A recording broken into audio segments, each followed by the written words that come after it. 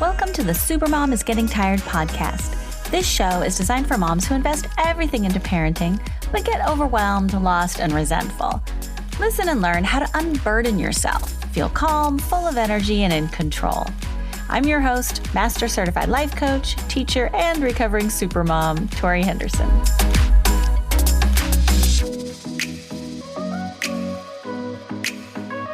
You are listening to the Supermom is Getting Tired podcast. I'm your host, Tori Henderson, and I have a special guest here with me today.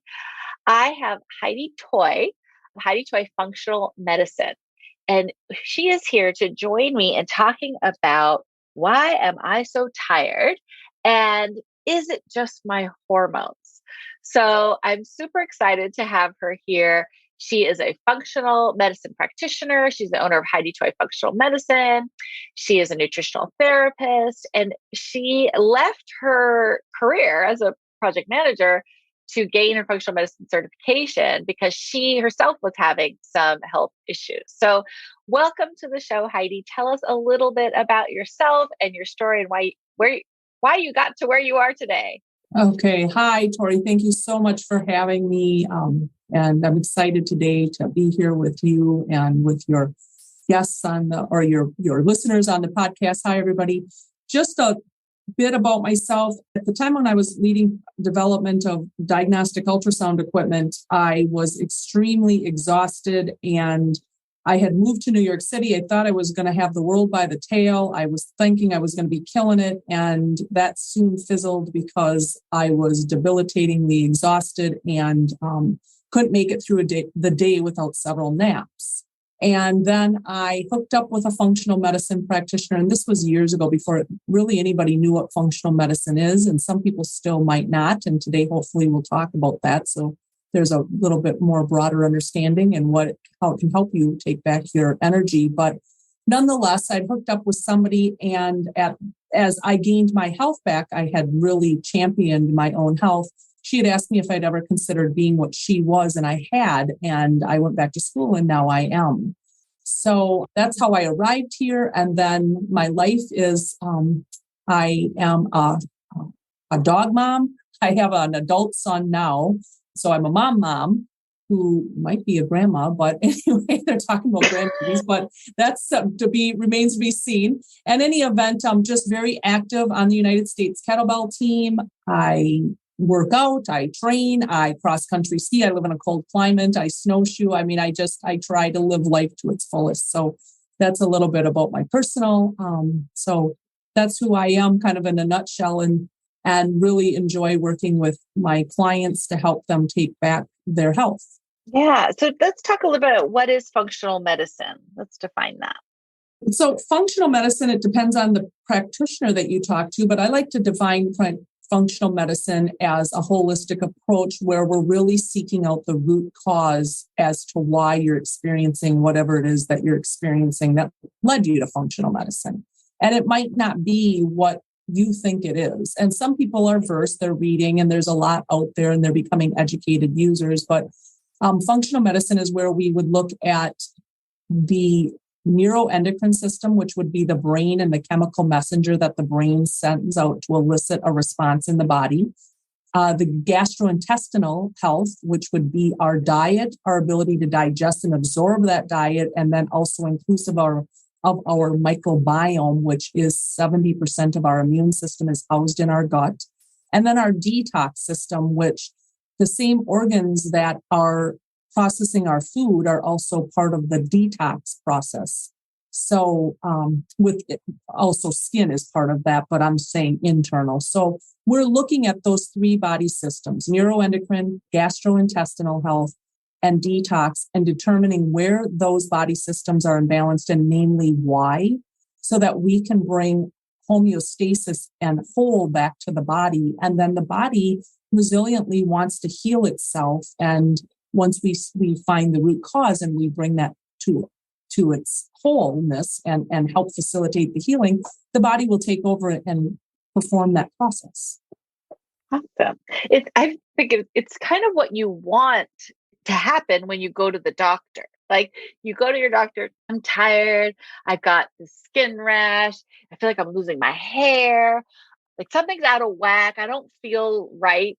And there isn't this solution, right? It's like, well, here's a pill you can take, or I could, refer you to, I got IBS, whatever, they might refer you to a specialist. But I feel like this is more of what we're looking for. We're like, I want to understand something's out of whack, and I want your help, doctor, to help me understand where I'm out of balance and then get it back into balance. And so I think a lot of times we count on Western medicine to help us do that. And it's just not designed to do it that way, because they look at everything as kind of separate, and functional medicine is created in a whole. They look at everything as separate, and they treat symptoms. Doctors are treating symptoms, and we're treating the root cause. So if you go to the doctor with, per se, a headache, they're going to say that it's chronic, that you're getting migraines, and they're going to give you something that treats a migraine, but they're not asking, why is this person getting a migraine? Are they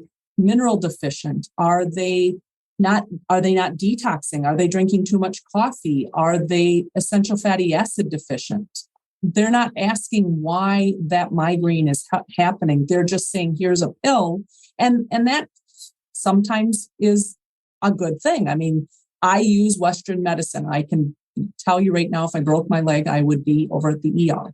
But if I have something chronically going on, I want to know why I have that going on. And fatigue, of course. I mean, we're here and we're talking fatigue, and I work with a lot of people. It's the number one reason why people actually come to see me. And it might not be the primary reason, but it's always secondary or tertiary in the process. So that's why you're on the Supermom is Getting Tired podcast. Yes, and it's also the number one thing that the doctors hear. If you go and look at the statistics, it's the number one things doctors hear. So it could be, hey, I have this rash, but I'm also tired. And of course, even the rash, it's like, well, why do you have the rash? Because the doctor is going to give you probably a steroid cream, but the rash keeps coming back, and the steroid cream is not addressing the root cause. And again, we want to unearth that and find out what's causing it.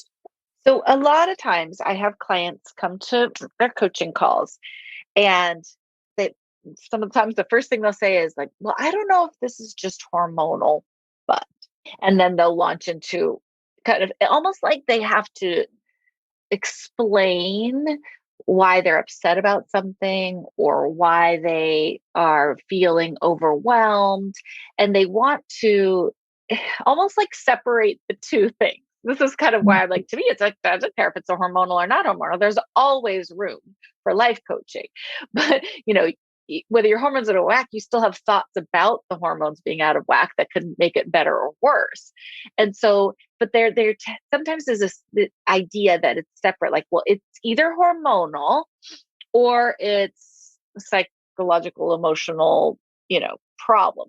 But tell me how you see those two things intertwining. Like how does our brains and our hormones interact with each other? You were mentioning this like neuroendocrine system, like that this is a system that is not separate. So tell me how you see that showing up for you in your work.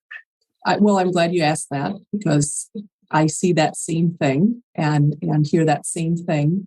And I like to work in three. So I already talked about the neuroendocrine, gastrointestinal, and the detox. But then there is something that I call the stress response. And from it, I actually derive the stress response blueprint, and it's much of the work that I do. So it comes down to three things that influence our hormones.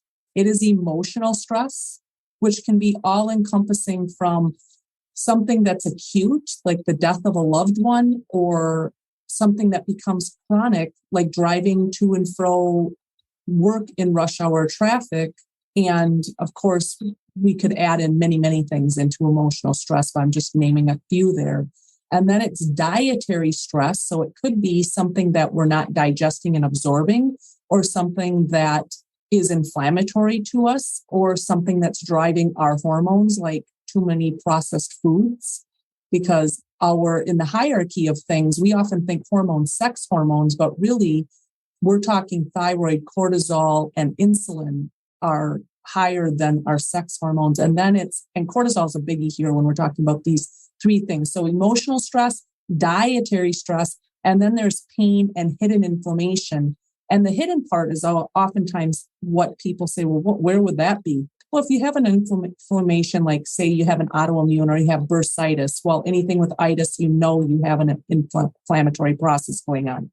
But if you have hidden, it could become something chronic that you're not even experiencing symptoms that have manifested in the way in which you would think they would. So where's the hidden? It's usually in your gut. And that can be anything from, again, not digesting and absorbing your food properly. It can be what's called gut dysbiosis, too much bad gut bacteria, not enough good, which comes from not properly digesting your food and processed foods, because that's what these guys love to eat. It can be a parasite. And people think, well, parasites, and maybe the broad scope of your listeners are American. Well, Americans don't have parasites. Contraire mou frere. I see a lot of people in clinic and run testing of the gut microbiome, and you'd be surprised at the number of parasites or gut dysbiosis that show up. And it can also be something like, again, I'm going to go into the hidden, is good gut bacteria, which would be positive for us, but then in that gut dysbiosis, negative gram gut bacteria, and that's a little sciencey, I realize, but that elicits an immune response. And anytime we pull on cortisol, which cortisol would be just like we would put hydrocortisone on a rash on our skin to take the inflammation down, well, our adrenal glands put out the stress hormone cortisol, and it's not a bad hormone. It's a good hormone, but in excess, it can become catabolic and tear down. And it can also be prioritized over putting out our sex hormones or other hormones, because the body says, hey, all hands on deck. We got to take care of this hidden inflammation that's going on. And that same cortisol can cross the blood-brain barrier and light up the brain, which is the stress part of the brain, the old part, which is the amygdala. And that is part of our limbic system. And that is also, not saying folks here are, but people who get PTSD, is because that cortisol from a stress situation crossed the blood-brain barrier, lit up the amygdala. And most people who get PTSD, we think military, are guys that are around 18, 19, and it can be women as well. And that at that time, the prefrontal cortex of the brain hasn't developed, and that's who we are. And that's also the brakes. That's the reasoning. So we're in these stress situations, and it really comes down to this cortisol. So I'm just going to name them again. It's emotional stress, dietary stress, and pain and hidden inflammation. I appreciate that, because I've always almost like intuitively understood that they were intertwined, but never had the science to explain how they're intertwined. Mm-hmm, mm-hmm. But I like that you said emotional stress, because here's what happens to moms, right? You go to your mom friends and you're like, oh, I'm so tired. And they're like, I know, right? Us too. Everybody's tired. And they just kind of agree that yeah, you're a mom. Welcome to motherhood. Here comes the fatigue, and that doesn't seem to go away, whether you've got a newborn, a 5-year-old, a 10-year-old, a 15-year-old. Everyone's like, I know, right? It's so exhausting. And so there's a lot of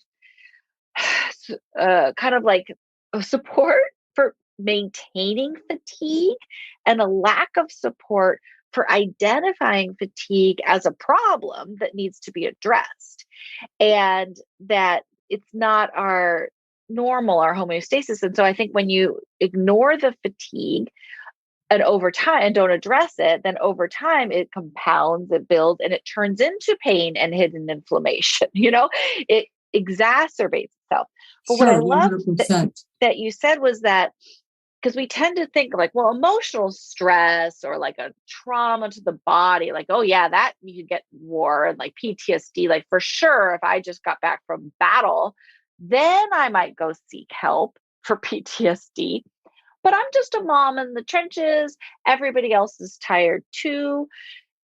My stress isn't different than everybody else's. And so that's why I like that you gave the examples you gave of having a commute every day in traffic, like just living in a house that's constantly messy. Our vision is our number one sensory thing we're dependent on. So everywhere you look, it's messy or cluttered. That's a stress on the body. 100%. And then with raising kids, there's constant change. Like, I mean, it's just exhausting. As soon as you think you can count on some predictability, the kids go and change and they grow up. You're like, oh my God, what now? And you're constantly having to adapt to, oh, now it's the school year. Now we have to do this commute. Now it's baseball season or basketball season, and we got to make our lunches. Oh, but Friday's pizza day, so we don't make a lunch. Like there's just constantly adaptations that are a stress on the body that keep the cortisol pumping, that have an effect on our biology, I guess. Well, kind of what absolutely. And if I could just lend into that just a little bit. So there's something called the hypothalamus pituitary axis, and that is the maestro running the endocrine system. And so it knows that cortisol is catabolic. So that means that it would tear things down. It would become like if you put cortisol on your skin too often, they'll tell you that'll thin your skin. So, of course, the brain says emotional, dietary, pain, hidden inflammation. You have this going on daily, too often, too frequently, and I am in a stress situation. And so the brain is smart and knows to dampen that signal.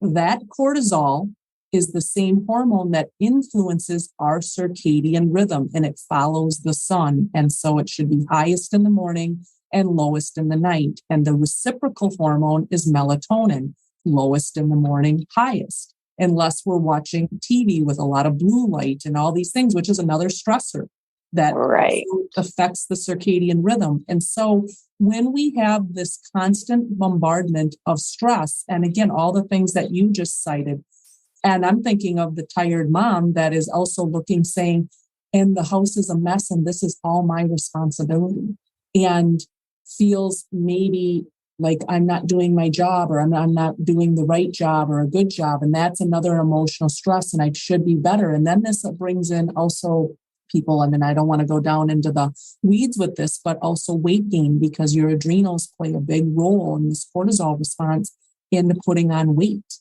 And so, of course, then it's like I'm supposed to be perfect. I'm overweight, or maybe I'm carrying a few extra pounds from baby. I can't lose this, or I've never lost it. And I'm just always exhausted. And I know I should eat better and work out. And the brain looks and says, hey, blows the whistle and says, dampen that cortisol response, which in turn dampens the circadian rhythm, because we have cortisol, like I said, highest in the morning. It's why we want to get out of bed in the morning. And so when I start asking people questions about when do they have the most energy, morning or night, and most often then if we run a test, we can see that that cortisol is not following the right pattern. But I can give you all of the different natural supplements, which is what I work with to fix that. And people probably have heard of that. They think it's called adrenal fatigue. It's actually called hypothalamus pituitary adrenal dysregulation. Nonetheless, people think, well, you can take different supplements to fix it. And maybe you found a website that says that. But if you don't remove the reasons why you became stressed in the first place, emotional, dietary, pain, and inflammation, I can give you all the pills, but I need to get to that root cause. See, that's the real thing, is we need to figure and unearth that. And that is, the emotional is the biggest component. Right. I mean, just like you're saying, like you could take something as simple as having a lot of clutter in your house, and then mama could take that to mean like, I'm failing. I'm not doing a good job. Nobody's helping me. I'm on my own. I'm feeling unsupported. Like we could just exacerbate it, catastrophize it inside our own brain. And so when you can quiet that voice and just let clutter be clutter and not make it mean anything about you, except for you live a full life that with a lot going on, and this is temporary. Well, we tell ourselves stories. Totally. Yeah, I remember when my son had whatever the fancy term is for adrenal fatigue, at age 11. And they did a saliva test, and it was total, like what you're saying, it was the opposite. So his cortisol was going up at night, which prevented him from going to sleep. Right. And then it would finally drop around 5 a.m. or 6 a.m. when it was time to go to school. And so he would sleep in the morning, like he was just totally out of whack. Exhausted. Yeah, he was flipped upside down, which happens with night workers as well. Oh, I bet. And in fact, he was just applying for jobs, and he was considering applying for a graveyard shift. And both his dad and I were like, no, we can't go back.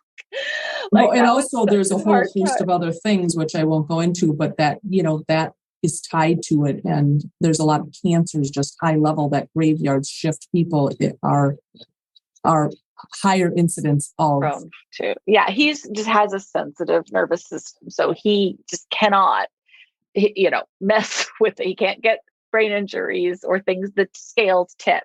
Right, it requires a lot for him to kind of maintain homeostasis. This is kind of what you're talking about, right? Right. It's like just regaining balance and recognizing that all sorts of things can throw us out of balance. So, what are some of the main signs that you see, like a mom would benefit from functional medicine, not just life coaching, like, if we're just working on just the brain and reducing the stress and increasing energy, but like let's say a client of mine, when would I refer them to you and say, I think there's some, dietary inflammation, other stuff going on? Oftentimes it's the things we don't talk about, but one is menstrual symptoms that people think, well, that's what every woman has them, just like every woman has fatigue. Every woman has menstrual PMS, bloating, constipation, gas around her menstrual cycle, or she gets hangry, hungry, angry, if she doesn't eat, or shaky or irritable, or the different things, headaches with menstrual cycles. And those are, and I'm probably missing several, but people are thinking, well, I have this different one here. But nonetheless, menstrual symptoms around our menstrual cycle, which we kind of lump and glom together as PMS, those are common, but they're not normal. Okay. What about migraines with PMS? Migraines with PMS would be an estrogen. Your estrogen is, and oftentimes people will get like this headache for several days. And that usually means that I would have to do a little different test and look at the hormones over, it could be a daily or over a month, but migraines with PMS is an estrogen problem. So, this lends in the whole thing, because every ounce of progesterone in the body comes from cortisol. And if we are saying, our body, our big brain is saying, hey, all hands on deck to manage this stress, it puts cortisol there, and therefore we're not making progesterone. And then we become estrogen dominant. And that's the symptoms. Tender breasts, swollen tender breasts. That's not inability to detox, but that's also an estrogen dominance. So the cortisol, again, is what caused it in the first place. And that still comes down to these stressors. So those are a few of the things. Then also things like GI, gastrointestinal issues. It might be bloating, gas, diarrhea, alternating constipation, things of that nature. Again, we know fatigue is a big one. People come to me, I'm just so tired. Autoimmune, I see a lot of autoimmune people that know they have obviously inflammation, but they want to silence or put their autoimmune in remission. And that is, you can't heal an autoimmune, you can't get rid of it, but you can put it into remission so it stops attacking. And a big one is Hashimoto's thyroiditis, which probably 90% of people with thyroiditis that are taking Synthroid actually have an autoimmune of their thyroid called Hashimoto's. They might not have ever been diagnosed, but that's because there's not a cure for it. So they don't bother to diagnose. They just keep upping your thyroid med. Those are big ones. So inability to lose weight or gain weight is also a biggie that I see for people. And again, was just balancing those body systems. Okay. And so then you would like kind of do some diagnosis, some testing. How do you get to is there one root cause that you usually get to and you're like, aha, this is it? Or is it like many? No, it's many. Okay. So it could be, it's many. It could be a nutritional deficiency. It could be that they are on a pharmaceutical grade drug that is actually what I call drug mugging. So it's stealing your nutrition you need.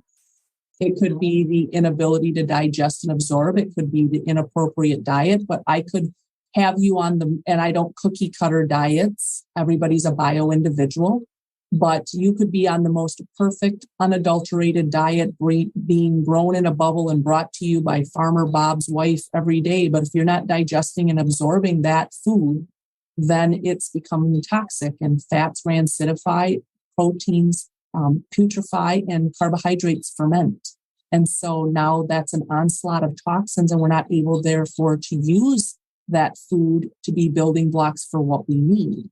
But it's multifaceted. It's not everybody doesn't have a parasite, but everybody doesn't have, I would say many people have a magnesium deficiency, but everybody doesn't have a vitamin D deficiency, but almost everybody who walks in the office is taking it. So it's like, well, okay, why are we taking vitamin D? Well, of course, some of that's what we just came through with the virus, but it might not be warranted long term. So again, I look at all of that, and how I start to look at it is I have people fill out an extensive amount of paperwork and written and keep a 6-day food journal for me that includes food and feeling around the food. And then also answer a 321 multiple choice questionnaire on their symptoms and the severity of those symptoms. And then I actually do look at all that data and put it together and then determine where I think the body system is imbalanced and what one. And then if we need further testing to be able to roll up to it. So it's an art and a science, and it takes me many hours for every person. And I have a very high success rate. I think one is because by the time people get to me, they really want this. And then number two, I spend the time with the person. I really delve into to look at 321 multiple choice questions takes a considerable amount of time, and I do it. And then I plot that out to show people with what's called a symptom burden graph. So the symptom that person has is placing a burden on a body system. And then I plot that out. And then over time, I can have them continuously retake that 321 multiple choice so they can see how things are moving. And if I don't have a picture here, but when people talk to me, or I also have a course, I show them so that, and each person gets this many times when they're working with me, so they can also see not just that they feel it. And yes, it's subjective, but not just that they feel it, but they can see visually how things are changing with all of these different body systems. Yeah, I really like that because I can read an article about take vitamin D, or most women are deficient in B6, whatever. And I'll take a vitamin for a month and I don't notice any difference. And so I'm like, do I really need this? Whatever. So I like to see the data where you can see whether it's whatever kind of testing, but you can see some sort of visual tracking and improvement, because then you're it keeps you motivated. 100%. And that's what the symptom burden graph, why it was designed, so that people can actually see. And it takes those 3 neuroendocrine, detox, gastrointestinal, and it breaks them down into actually further more granular 16 different areas that roll up.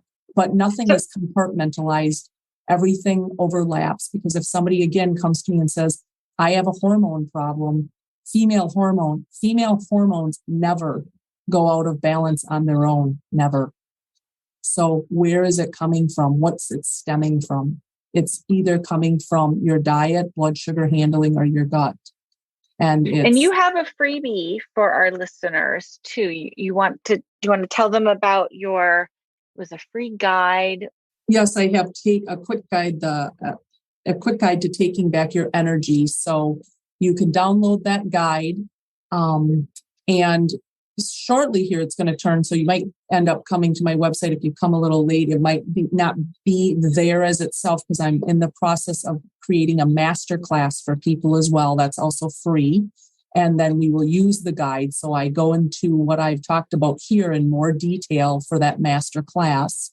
And then they get the guide with the master class, and I help them work through that to determine themselves where their body systems are imbalanced, and then take action that they can start doing at home. It's, of course, not as in-depth if you're working with me either one-on-one or in a course with me, because I do have the course, but this master class is free and it includes that quick guide. And right now on the website, the quick guide is a standalone. So you can download it, you can answer, it has a quiz. You can then tally up your score and see where your body system is imbalanced. The quick guide explains how to do that.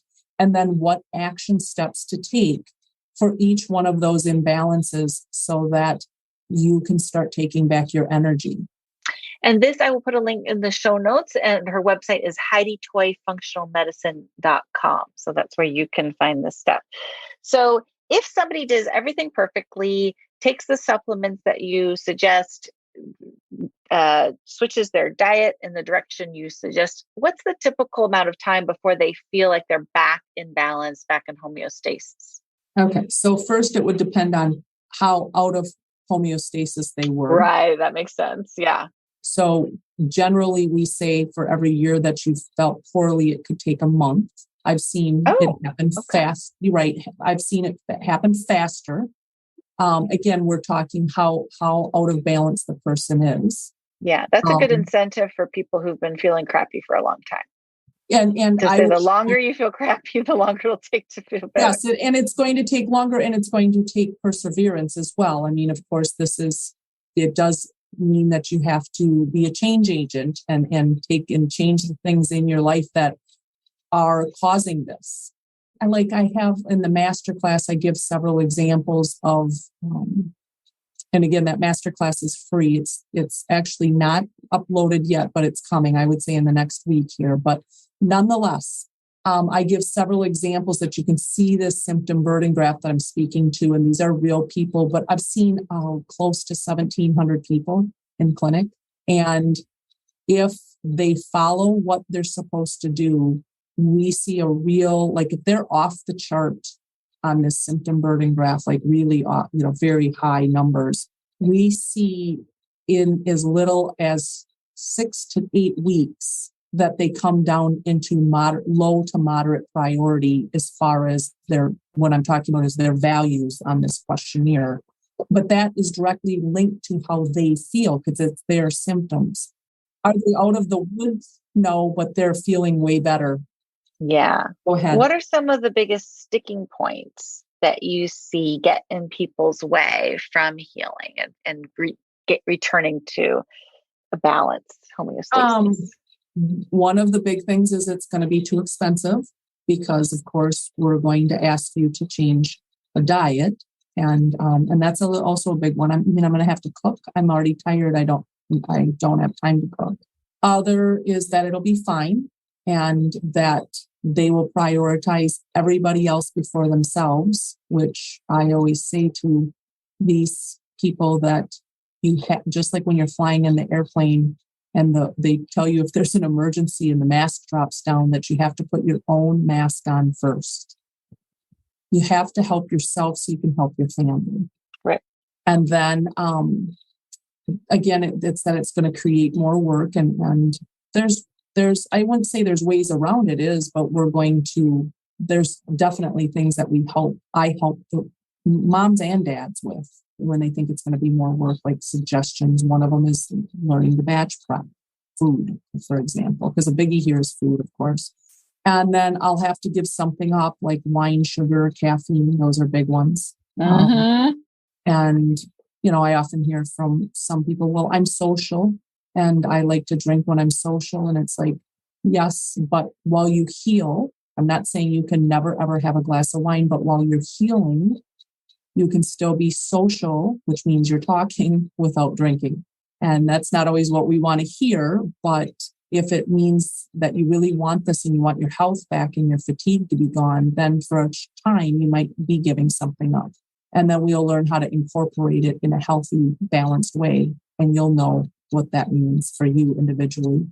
And then also we have other people that sabotage our efforts, moms, dads, friends, kids, for whatever reason. They don't want to see the person making it and implementing those changes.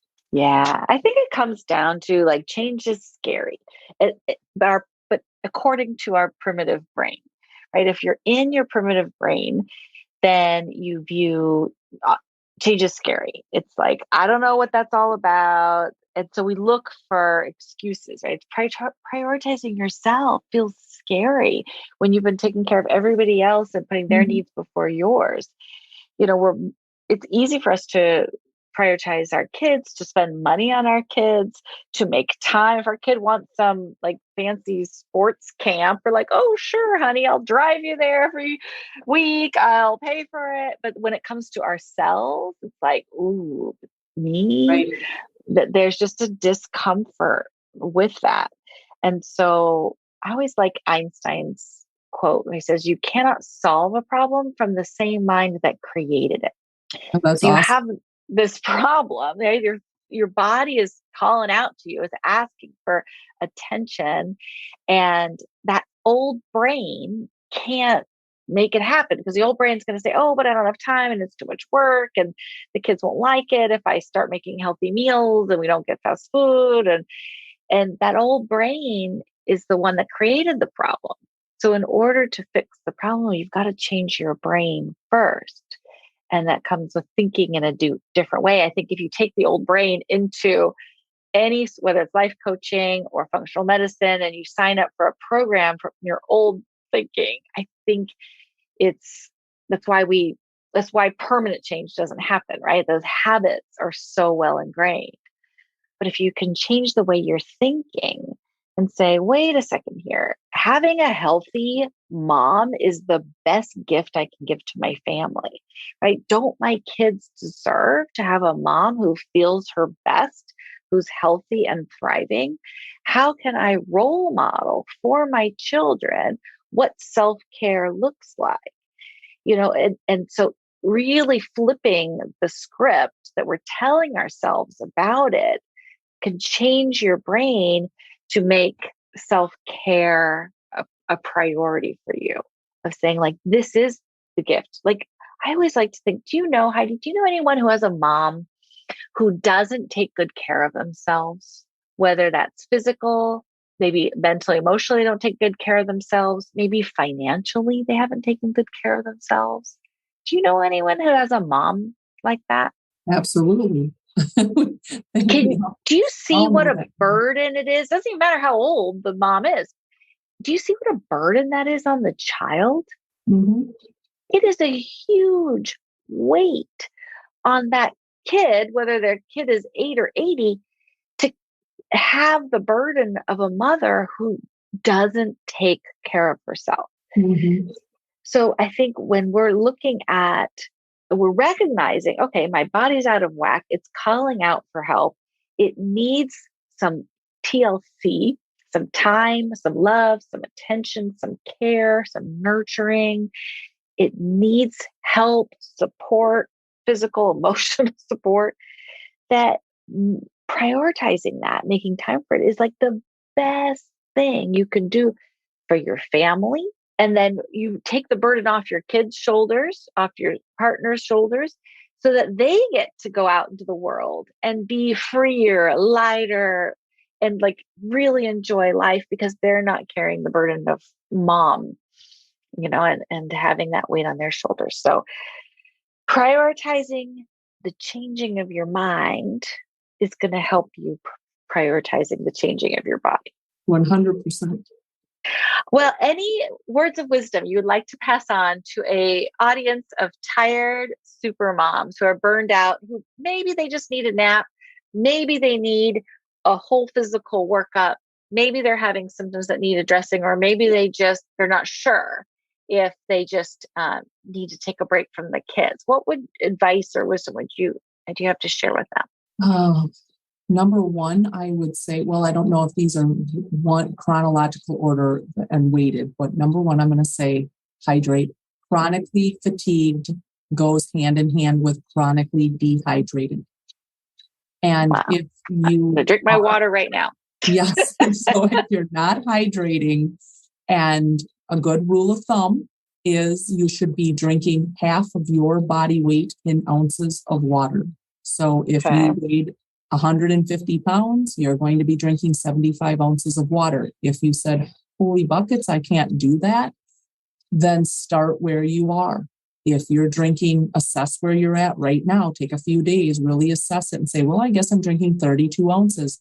And then every day add to that. It goes 32, to then add 4, 36, do that for several days, then 4 more. Now we're at 40.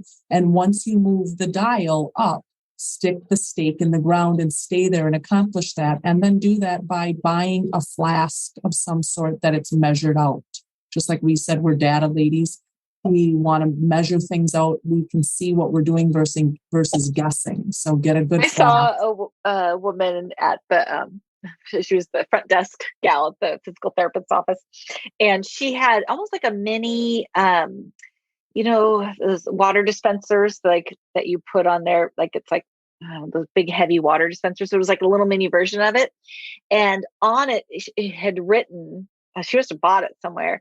It was like, you're almost there. You can do it. Yes, like I've drinking water. So like the lower she got, she's like, you're almost done. You're like, right. Like just cheering you on as you drank the water. I thought that was really cute. Yeah, that is, it's awesome. So that's one. And then I would also say that be mindful of the amount of processed food you're eating. And define that real quickly for me.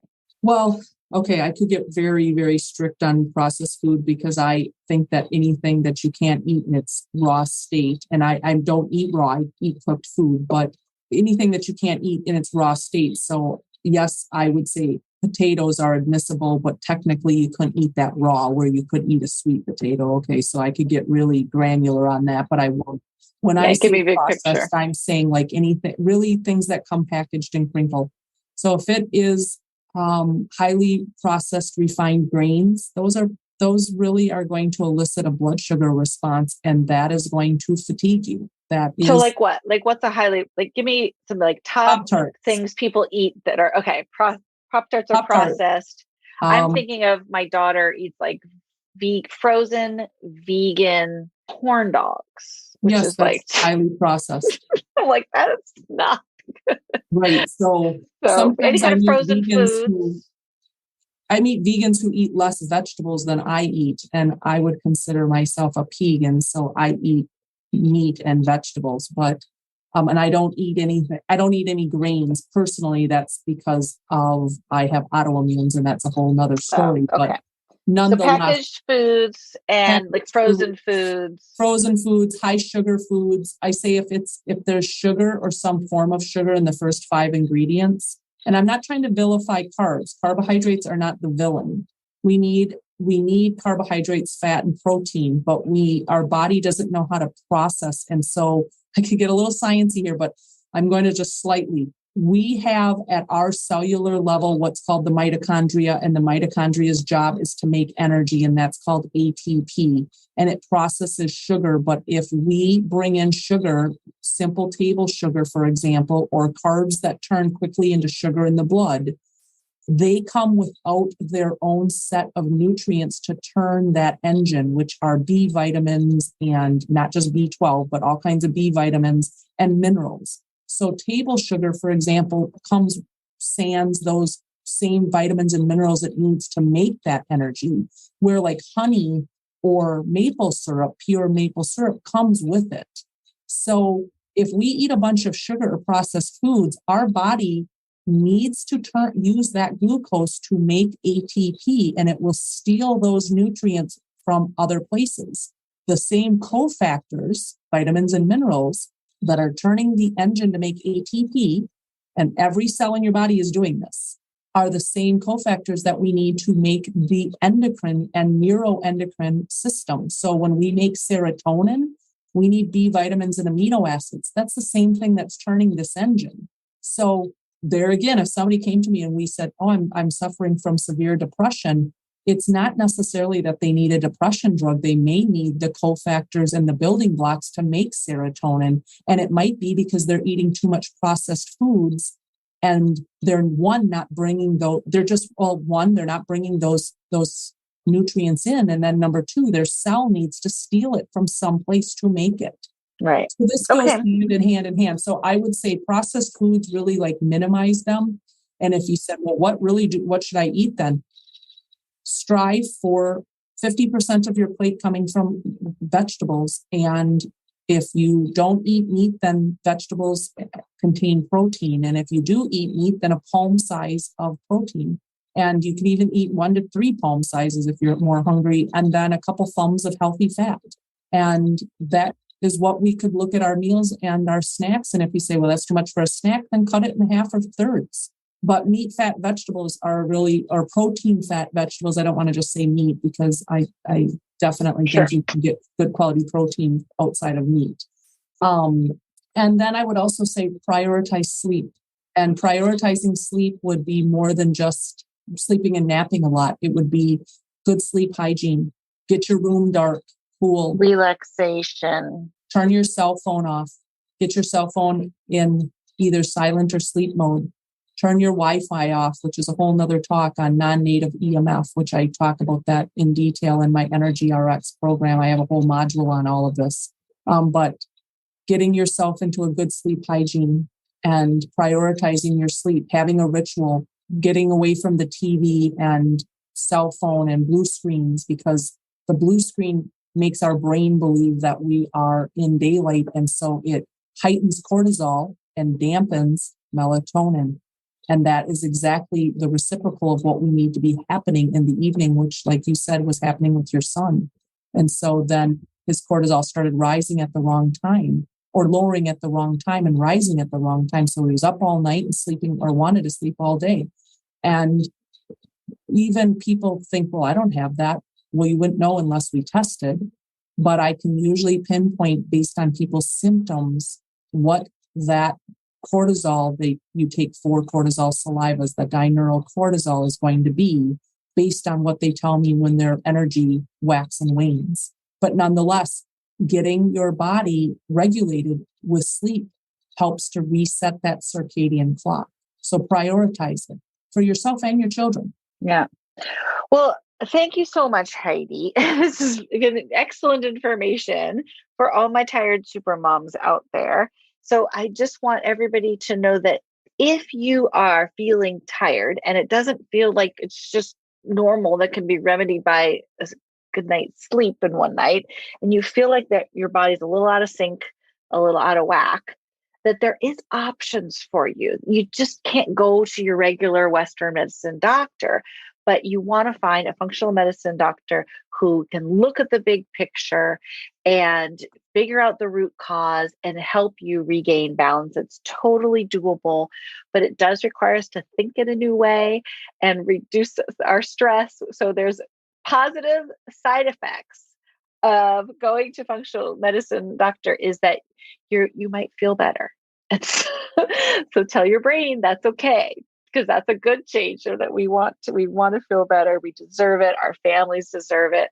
Our kids, even though they might protest you cooking healthy foods, in the long run, they're going to be grateful that you set that bar for them and showed them what healthy eating looks like. So lots of good reasons to get the help that you deserve and to make sure that you are feeling your best. So Heidi, thank you so much for being here with us today. You're welcome. Thank you for having me. It was great. Yeah. And again, you can go to Heidi Toy Functional Medicine to learn more and get her freebies that she's got on her website available to you. Thanks so much, everyone. Want a free life coaching session? Go to lifecoachingforparents.com and schedule yours today. And thank you so much for listening. I would love it if you would subscribe and share these podcasts with your friends. If you have a question you'd like me to answer on the air, go to lifecoachingforparents.com/record-my-question, and you can send me a voicemail recording or write me an email, and I'll answer it on the air. Thanks again. Have a great day.